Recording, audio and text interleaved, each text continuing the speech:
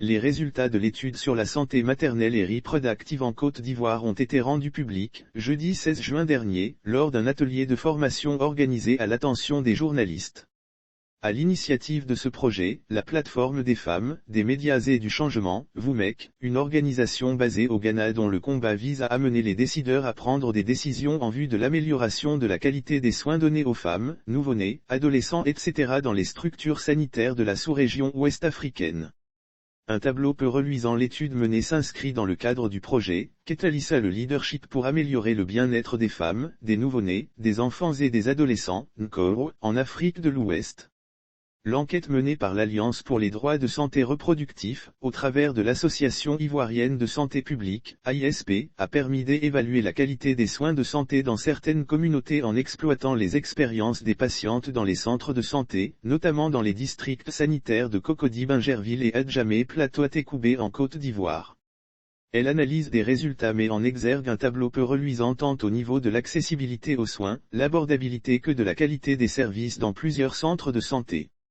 Lire aussi Santé publique, des praticiens de la médecine moderne en formation à Grand Bassam du 3 au 4 juin 2022. Ces résultats ont montré que dans des villages, il y a un manque criard de matériel d'intervention et la gratuité des soins recommandés par le gouvernement n'est pas respectée. En plus du manque de courtoisie et du coût élevé des médicaments, l'étude révèle une rupture fréquente de stock et une lenteur au niveau des prestations de services. L'étude réalisée, faut-il le rappeler, a été réalisée en septembre 2021 par l'Association ivoirienne de la santé publique et dirigée par le Dr Auguste Didier Blibolo. Elle a été menée sur une population de femmes d'âge compris entre 15 et 19 ans et une autre dont l'âge est compris entre 35 et 49 ans. Aucune excuse ne saurait justifier le décès d'une femme à l'accouchement en Côte d'Ivoire. 614 décès sont enregistrés à l'accouchement sur 100 000 naissances, soit le plus élevé en Afrique subsaharienne. Évoquant cette situation alarmante, Dr Charity Binka, directrice exécutive de Women, Media and Change, venue du Ghana, s'est indignée en ces termes: aucune excuse ne saurait justifier le décès d'une femme à l'accouchement, d'un enfant simplement parce que le système de santé ne répond pas aux besoins des soins.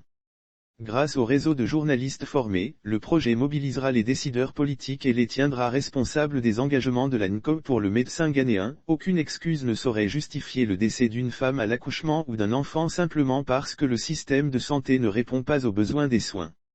Elle entend donc faire du bien-être de la femme, des enfants et des adolescents dans la zone subsaharienne son combat. Notre combat vise à permettre aux décideurs d'améliorer la qualité des soins donnés aux femmes, nouveau-nés, adolescents etc. dans les structures sanitaires de la sous-région ouest-africaine, a-t-elle fait savoir. Lire aussi taux élevés de la mortalité maternelle et infantile, le ministère de la Santé accuse la chaîne Nouvelles aussi, souhaite-t-elle que les journalistes fassent le leur ce combat à travers leur production. Grâce au réseau de journalistes formés, le projet mobilisera les décideurs politiques et les tiendra responsables des engagements de la NCOP et des conclusions de l'ASC dans l'élaboration et la mise en œuvre des politiques sanitaires. Les journalistes formés sont censés écrire et diffuser des articles, des histoires en ligne, dans la presse écrite, à la télévision /radio, etc.